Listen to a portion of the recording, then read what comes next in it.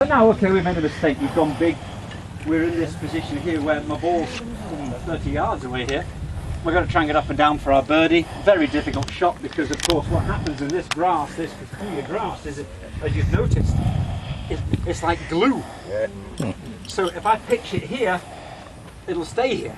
And if I pitch it on the green, in fact, is that where I pitched? Yeah. Charlie. Yeah. Oh, by the way, when I do this, it'll be interesting when I do this. That's okay. So we repair our pitch mark, yeah? Remember, when you go home to your greenkeepers to help them out, if I hadn't repaired that, it would take 24 days to repair. Now I've repaired it properly, it'll take 24 hours to repair. It's amazing, huh? So please, when you see a pitch mark on a green, just repair it. It helps everybody out, you know. So here we go. So this is going to probably hit the green here and unfortunately go past the hole down here because that's all I've got really. Because I want to give myself a putt. This is what my idea is. I'm trying to give myself a putt for a 3. Okay. So I'll go back here in the middle of nowhere. Where we all are every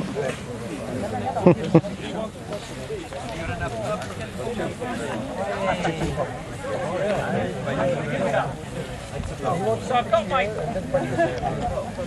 60-degree club, which is the most lofted in my bag here, because I know this grass, it doesn't allow you, and you probably realise that, allow you to pitch and run. It sticks. Yeah. And putting as well on this, it bounces up and down. It's very difficult, very difficult. So you've got to throw the ball onto the green more than you have playing a sort of true links course where you can run it. So I'm just trying to judge the distance here. That was a very big cleat, by the way. Must be getting good at my old age. Right, here we are. 60-degree club. Okay. Again, this is most important to have light hands on this club, okay? You must have light hands. The firmer you grip this at address, the worse it is. You have to feel the weight of the club head, right? But you cannot feel the weight of it if your hands are too tight. So my hands are very loose, and I try and again swing through the ball. Don't hit at it, okay? I'm swinging through, allowing the club to do the work, okay? So here we go. Just swing through. And there's no hit at it. There's no big leg movement, there's no big arm. It's just a natural shot where you just have the club here, off the back foot I am here, and swing through. And that's what I was frightened of doing, really. Charlie was doing that. Just hit a bit harder. Charlie, one more ball. So what I have to do is hit a bit harder.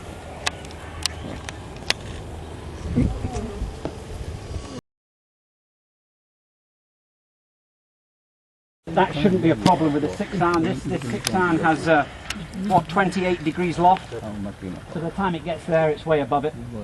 Just a matter of hitting a decent shot, really. You can't miss it. You can't mess around here, because if you do, you lose your golf ball. So we don't want to do that in the last hole. So what we do is again, it goes back to the 3 principles. Light hands, finish the backswing, or as far as you can, because we all have flexibility issues. Right, I'm lucky, I'm quite flexible, so I can get back, but some of you can't. So you go back as far as one can, and we swing through. Because I'm going over water, it doesn't mean I have to hit this any harder. Right? If I have to hit this club any harder, I'd hit a 5. Right?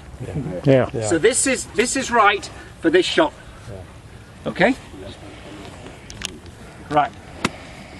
Okay, Charlie, we're okay, yeah? This is it, your job's on the line here, mate. Right, okay.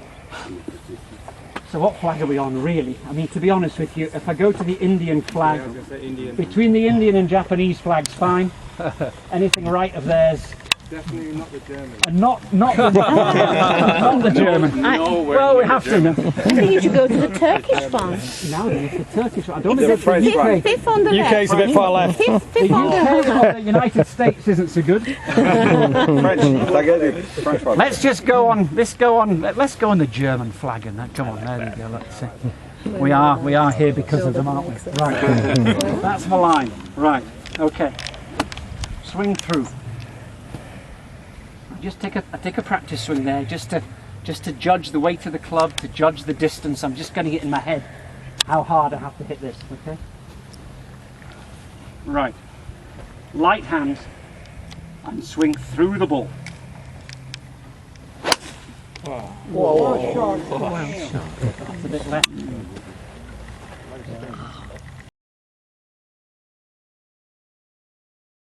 And I can see the way this has been raked. There's been people in this bunker before today. So this is what I was thinking about if it was ordering a bad shot, we come in here. Now, people are worried, amateur golfers are worried about being in a bunker. Yeah. From 150 yards out, you're walking towards the bunker going, oh God, oh God, oh God. Yeah? We quite like it because it's the only shot in golf where we don't hit the golf ball. We have more control than we do when it's coming out the deep rough. And we don't mind in the bunker. You hear us sometimes getting the bunkers much better than getting in the deep rough around the green. 4 things to get out the bunker, okay? 4 things. 4th thing. The 4th item I'm going to mention is the most important. Okay?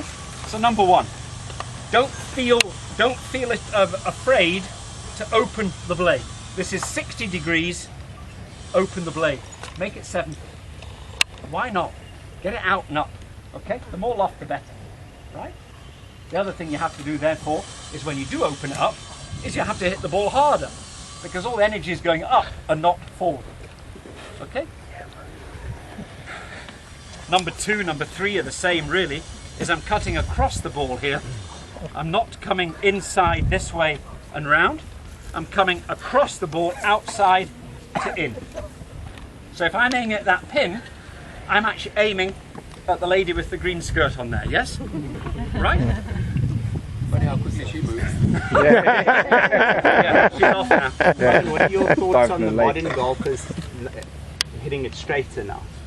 They don't use that open stance, cutting across. Yes, some don't. I'm 56, so of course I'm old-fashioned that way, and I cut across the ball. I think it's the way to get out of a bunker by using the sole of the blade. So we've thought about opening the club face. We've thought about cutting across the ball, left to right, right this way. And the most important thing of all, the 4th thing, is we follow through. How many times have I been in a bunker and he goes, okay, you're aiming left here, and you all this business, and you get there.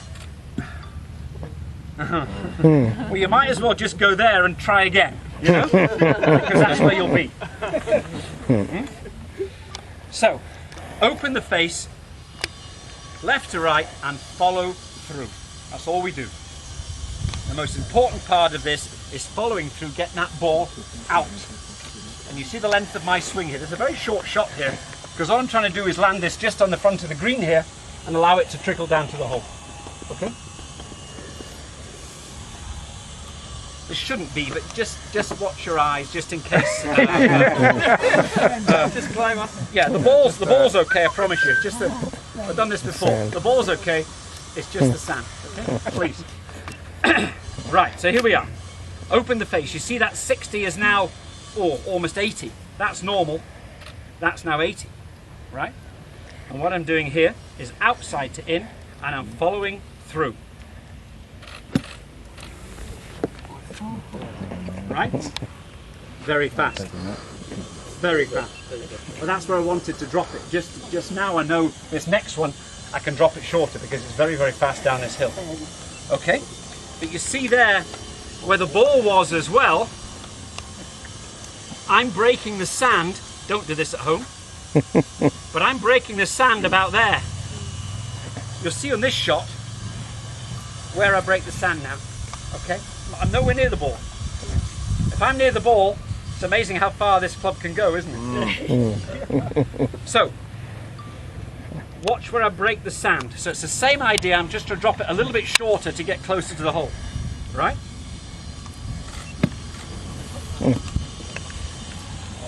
Okay? Nice. That's okay. Now, you see where I broke the sand? Look, that was my line. The ball was there. And I've actually broken the sand before the line. I've broken it about there. About 4 inches behind it. Yeah? That's what we do in a bunker.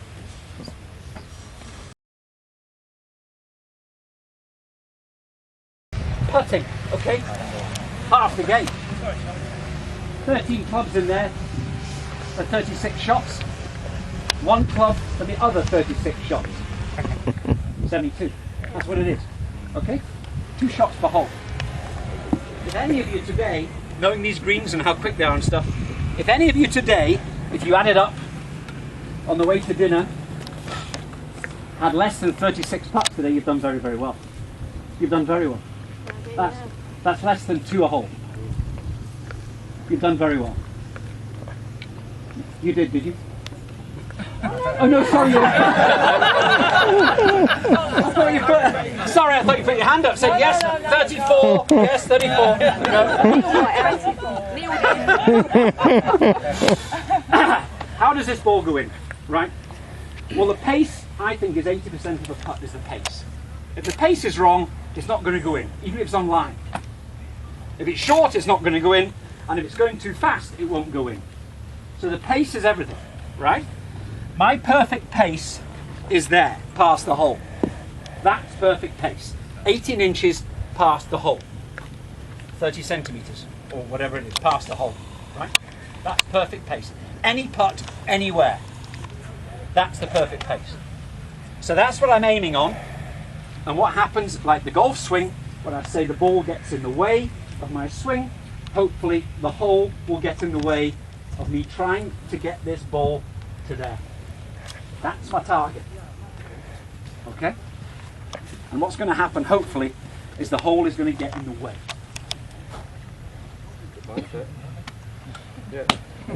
Okay? Let's start playing cricket or something, because that's easy, yeah? Sounds easy, doesn't it?